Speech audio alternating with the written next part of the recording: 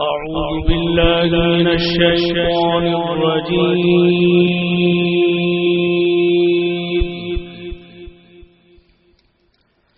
بسم الله الرحمن الرحيم.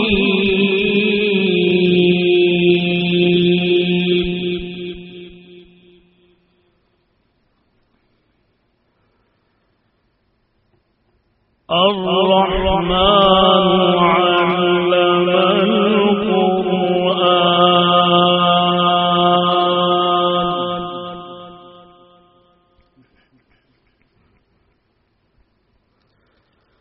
خلق الإنسان علمه البيان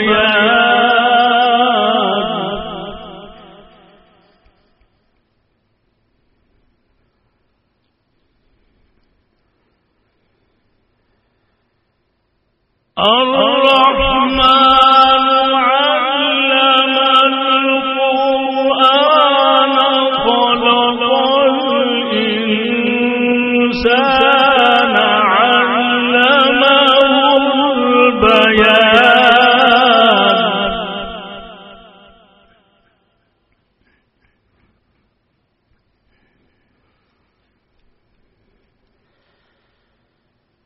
الشمس والقمر بحسبان والنجم والشجر يسجدان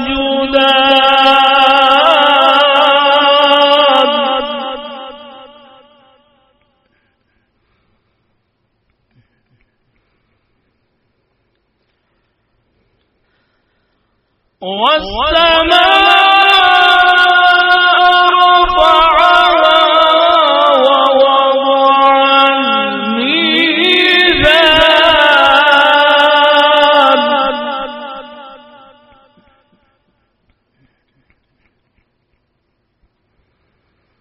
ألا تطغوا في الميزان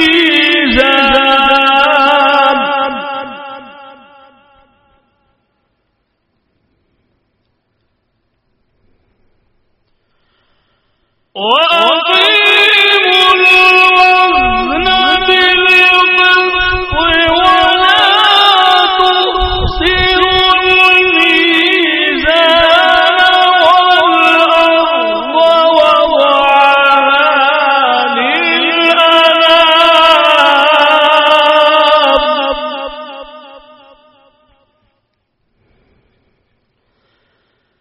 فيها فاكهة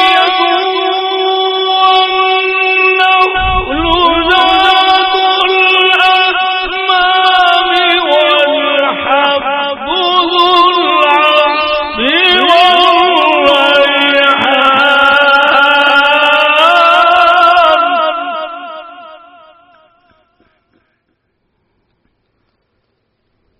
فبأي آلاء ربكما تكذبان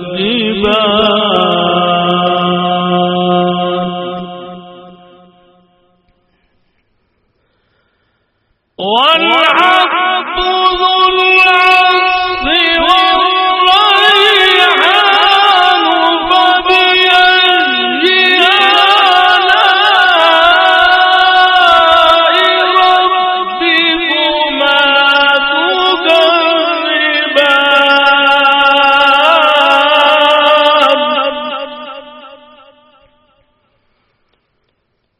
فبأي آلاء ربكما تكذبان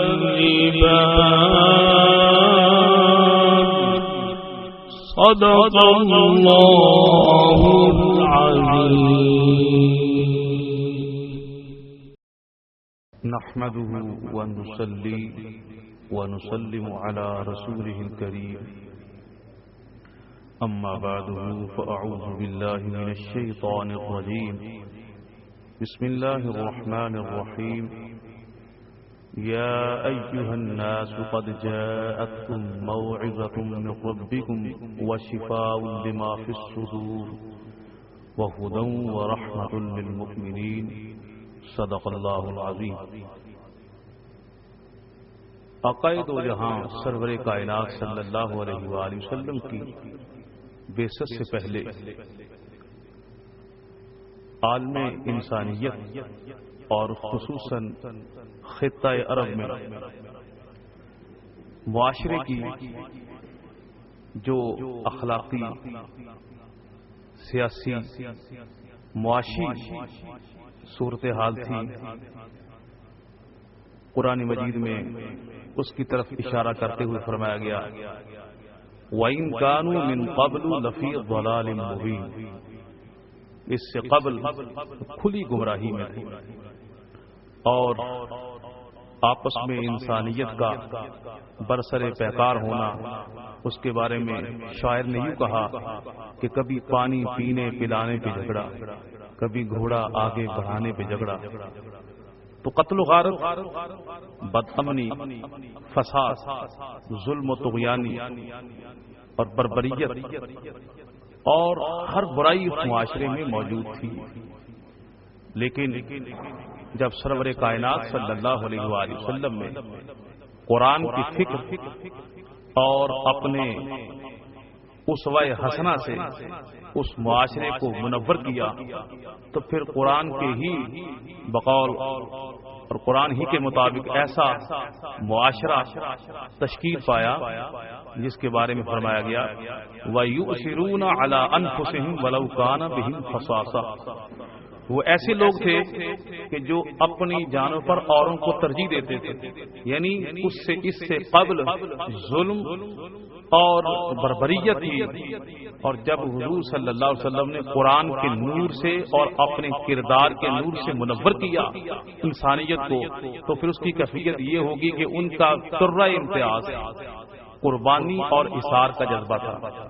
آج بھی سب سے زیادہ جس چیز کا فقدان ہے وہ عدل ہے، احسان ہے، قربانی و ایثار ہے، شائستگی ہے۔ تو اگر ہم چاہتے ہیں کہ آج کے دور میں وہی کیفیت پیدا ہو، وہی انسانیت کی بلندی حاصل ہو، تو ہمیں وہی نسخہ کیمیا اس کا استعمال کرنا ہوگا جس کے بارے میں مولانا حالی نے کہا اتر کر ہرا سے سوئے قوم آیا اور ایک نسخہ کیمیا ساتھ لایا۔ آج انسانیت در بدر کی ٹھوکریں کھا رہی ہے، پورا عالمی انسانیت قتل و غارت، دہشت گردی کی لپیٹ میں ہے، اور بڑی بڑی سپر طاقتیں اس کے علاج کے لیے کوشش کر رہی ہیں، لیکن جوں انسان کوشش کر رہا ہے مرض بڑھتا جا رہا ہے۔ اقبال نے کہا علیہ الرحمہ کہ ڈھونڈنے والا ستاروں کی گزرگاہوں کا اپنے افکار کی دنیا میں سفر کر نہ سکا، جس نے سورج کی شعاؤں کو گرفتار کیا زندگی کی شب تاریخ سحر کر نہ سکا۔ تو زندگی کی شب تاریخ کو اگر ہم نے سحر بنانا ہے اور اس میں اجالا پیدا کرنا ہے تو قرآن کا دامن تھامنا ہوگا، اور اس کا پہلا نقطہ آغاز جو ہے وہ قرآن کی خوبصورت تلاوت ہے، وہ قرآن کے الفاظ کو ان کا حق دینا ہے، اور قرآن کو اس طرح پڑھنا ہے جس طرح آقائد و جہاں سرور کائنات صلی اللہ علیہ وسلم اس قرآن پاک کو لے کر آئے۔ تو یہ ہمارے گجرانوالہ کی بہت خوش بختی ہے کہ جہاں اس سے قبل یہ تصور تھا کہ یہاں قرآن کی تلاوت کا کوئی خاص اور قرآن کی تعلیم کا کوئی خاص اہتمام نہیں ہے، میں بہت مبارکباد پیش کرتا ہوں اور اس بات پر بڑا مفتخر ہوں کہ جناب استاذی محترم اور اس دور اس گجرانوالہ میں تجوید و قرات کی تعلیم کی پہچان جناب شیخ التجوید استاد القراء جناب مولانا الحافظ القاری محمد شاکر سعیدی صاحب کہ وہ اس گجرانوالہ کی اس لحاظ سے بنجر زمین، لیکن اب بنجر نہیں رہے گی انشاءاللہ، اس میں قرآن کے نور کا بیج بو رہے ہیں۔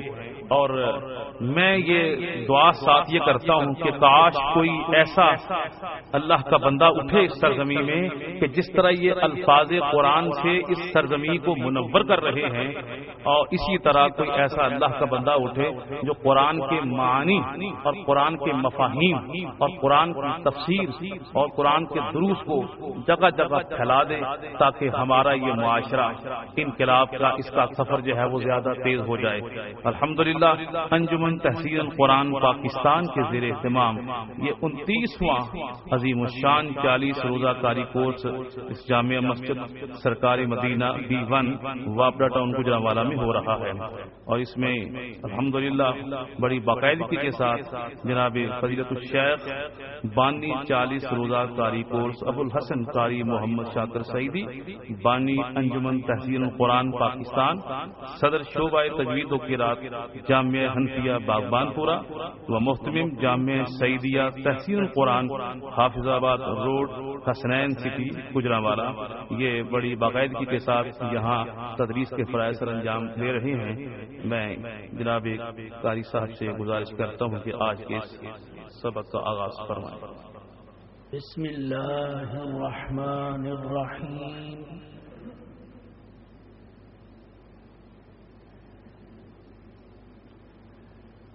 چالیس روزہ کاری کورس کے سبق نمبر 4 کی نشست میں ہم جمع ہیں۔ آج کے سبق میں شامل تلاوت سورہ کوثر اور سورہ کافرون کی ہے، اور سبق میں جو شامل ہے وہ سورہ کوثر ہے، جس کے متعلق آج ہم پڑھنا سیکھیں گے، اور اس کے قاعدے اور قوانین کے متعلق سوال و جواب کی نشست ہوگی۔ اللہ مجدہ الکریم ہماری ان کوششوں کو قبول فرمائے اور ہمیں عمل کی توفیق عطا فرمائے۔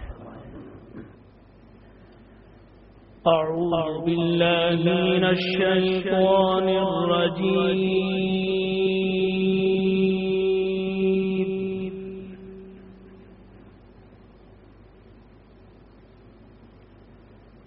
بسم اللہ الرحمن الرحیم۔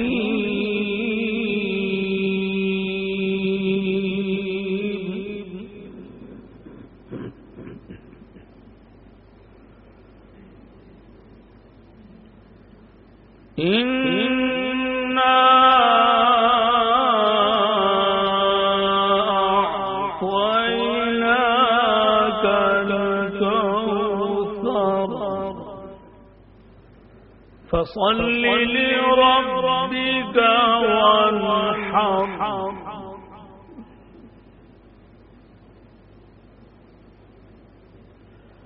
إن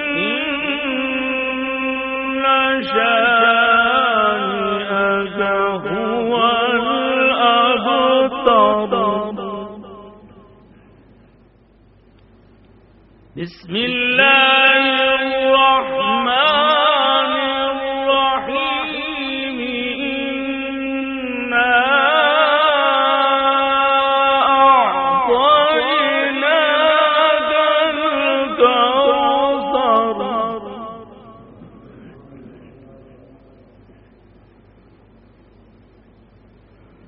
فصل لربك وانحر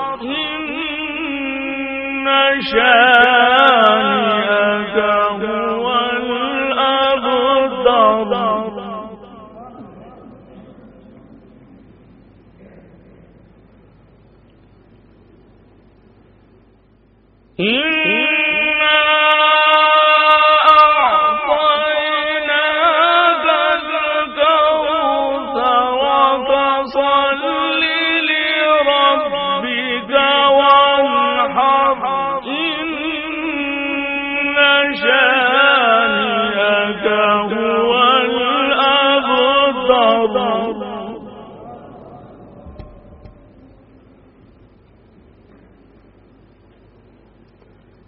بسم اللہ الرحمن الرحیم۔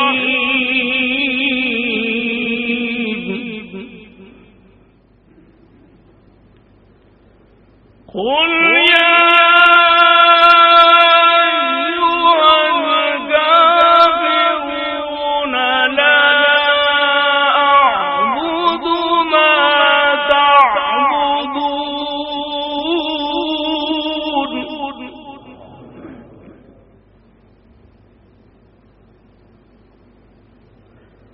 بسم اللہ الرحمن الرحیم قل یا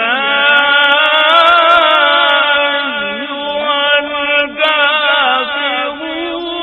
لا اعبد ما تعبدون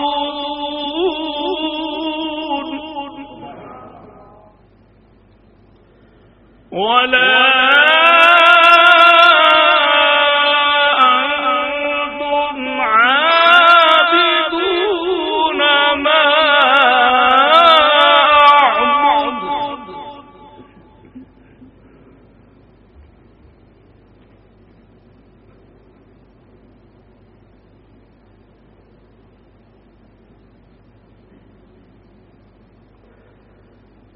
ولا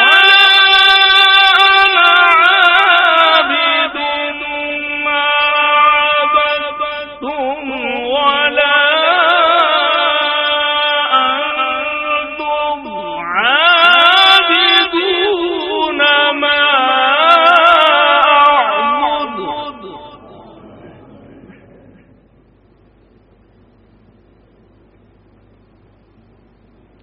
لكم دينكم ولي دين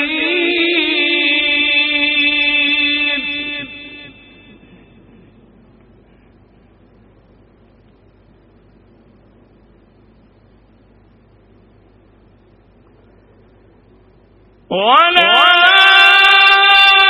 أنتم عابدون ما أعبد لكم دينكم ولي دين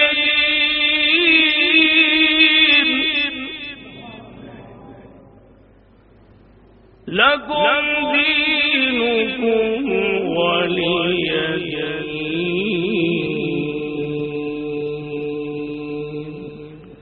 صدق اللہ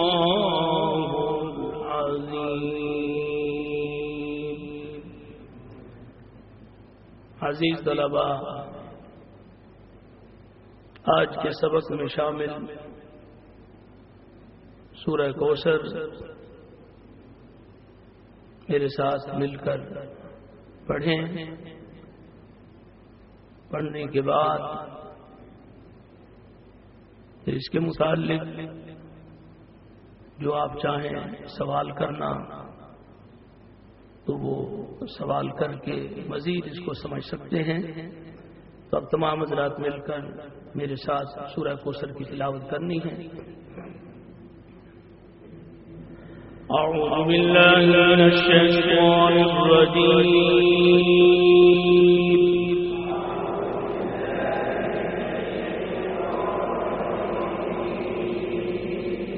بسم اللہ الرحمن الرحیم.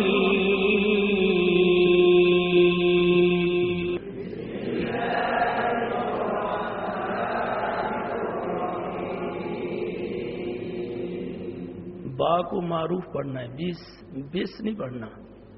بسم اللہ الرحمن الرحیم.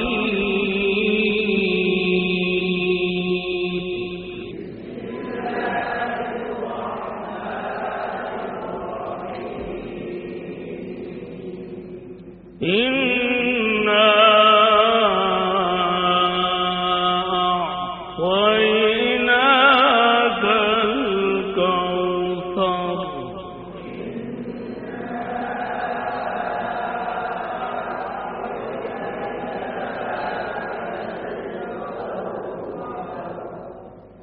مد سے پہلے غنہ ایک الف کے برابر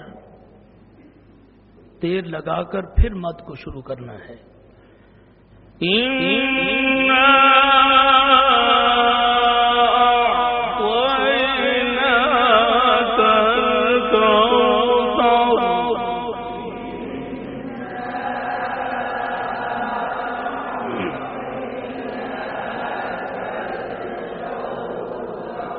فَصَلِّ لِرَبِّكَ وَانْحَرْ.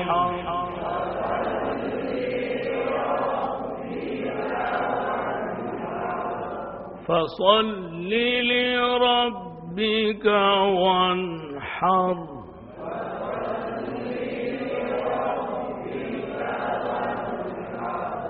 إن شانئك هو الأبتر.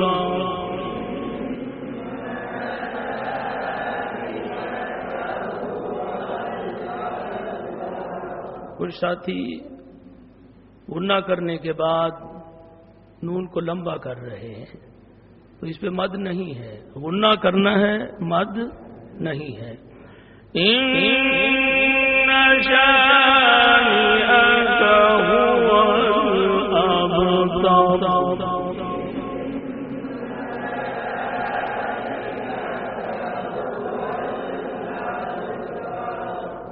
إن شانئك هو الأبتر.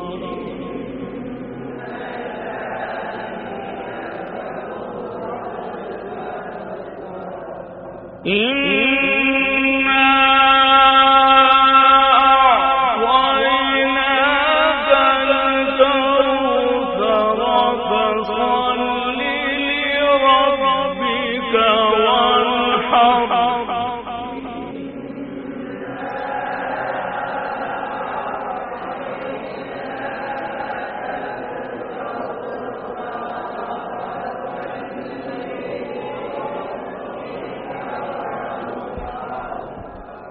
إن شانئك هو الأبتر.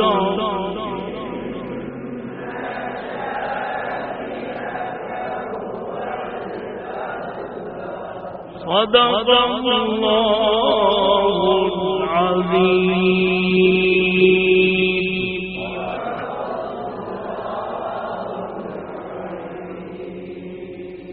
عزیز طلبہ،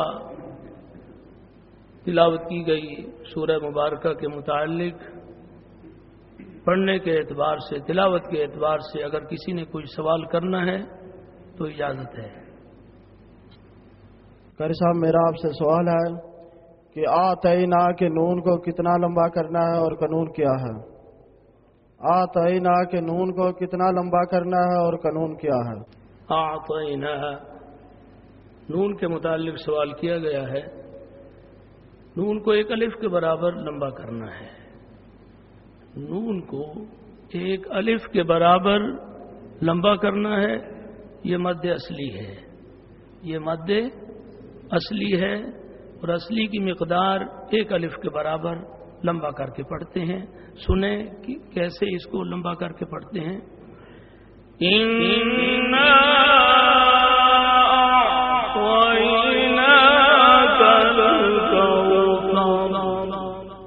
ایک الف کے برابر. الکوثر پہ وقف کون سا ہے؟ الکوثر یہاں وقف کیا ہے تو عزیز طلبہ وقف بالاسکان ہے. وقف بالاسکان. موقوف علیہ پر زبر ہے تو وقف بالاسکان ہوگا. موقوف علیہ کے نیچے زیر ہے تو وقف دو طرح کا ہوگا، اسکان اور روم.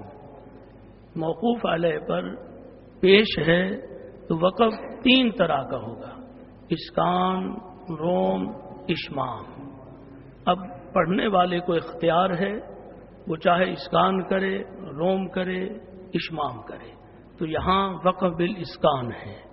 قاری صاحب، میرا آپ سے سوال ہے کہ ان شانی آقا کی شین کو کتنا لمبا کرنا ہے؟ ان یہ غنہ ہے، شین مد اصلی ہے.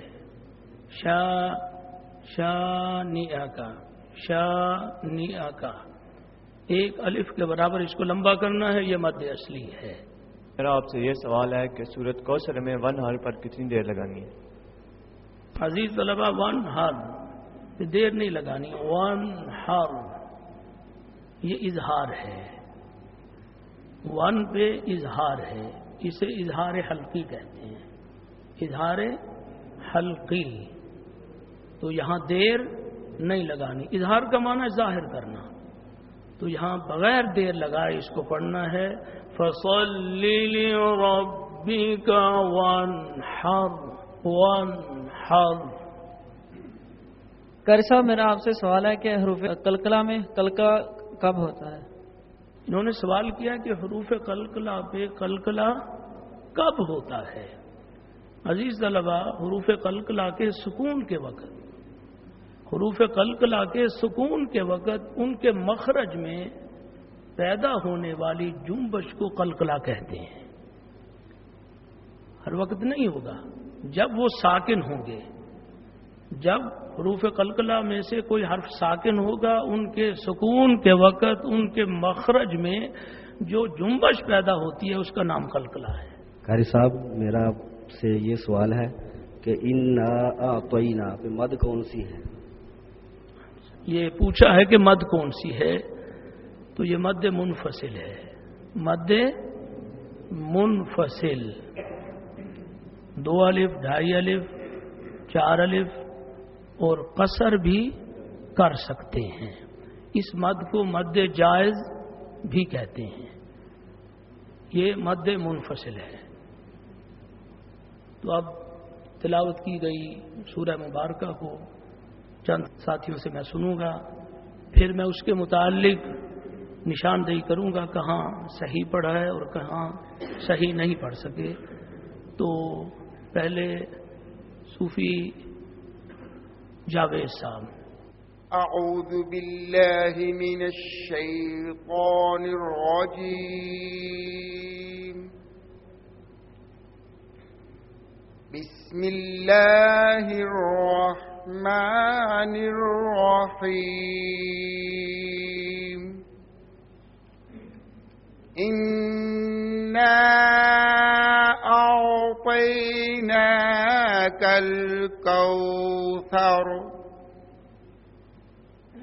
فَصَلِّ لِرَبِّكَ وَانْحَرْ إِنَّ شَانِئَكَ هُوَ الْأَبْتَرُ. صدق اللہ العظیم. تو صوفی جاوید صاحب نے جو تلاوت کیا اس میں بہت سی کمی پیشی نظر آئی، اور جہاں پڑھنا تھا بریک پڑھ دیا. اِنَّا أَعْطَيْنَاكَ الْكَوْثَرَ، اس کو مد اصلی بنا دیا. کوثر کوثر.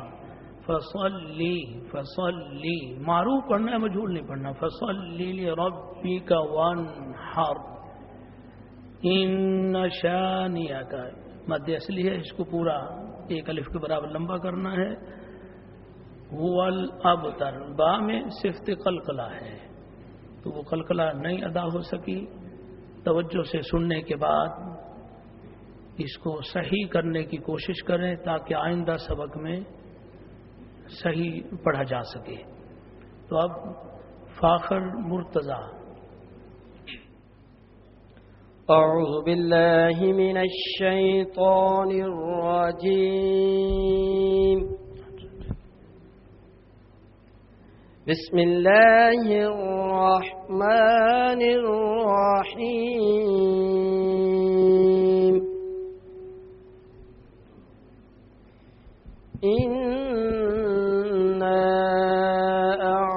أعطيناك الكوثر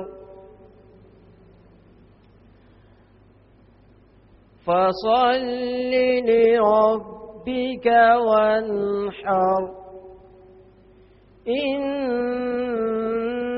شانئك هو الأبتر. صدق اللہ العظیم.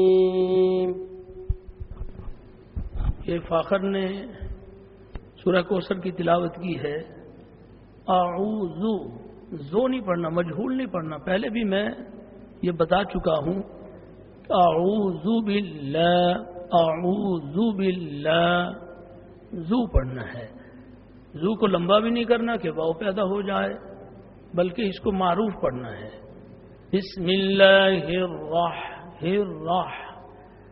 میں نے کہا تھا کہ کسی حرف کو پر پڑھنے کے دو طریقے ہیں، ایک غلط، دوسرا صحیح۔ جو غلط طریقہ ہے وہ یہ ہے کہ پر کرتے ہوئے اس کو موٹا پڑھتے ہوئے ہونٹوں کو گول کر دینا، یہ غلط طریقہ ہے۔ ہونٹوں کو گول نہیں کرنا۔ بسم اللہ الرحمن، اگر ہم ہونٹوں کو گول کر دیں تو یہ طریقہ صحیح نہیں ہے۔ بسم اللہ الرحمن الرحیم،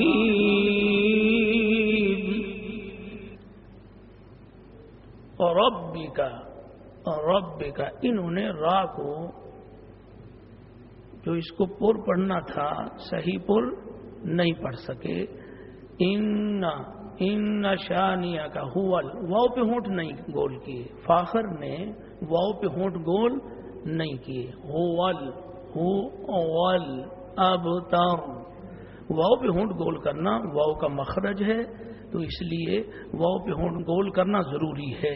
اگر گول نہیں ہوں گے ہونٹ تو پھر واو کی ادائیگی غلط ہو جائے گی، تو اس لیے واو پہ ہونٹ گول کرنے ہیں۔ شمس الزمان۔ اعوذ باللہ من الشیطان الرجیم، بسم اللہ الرحمن الرحیم،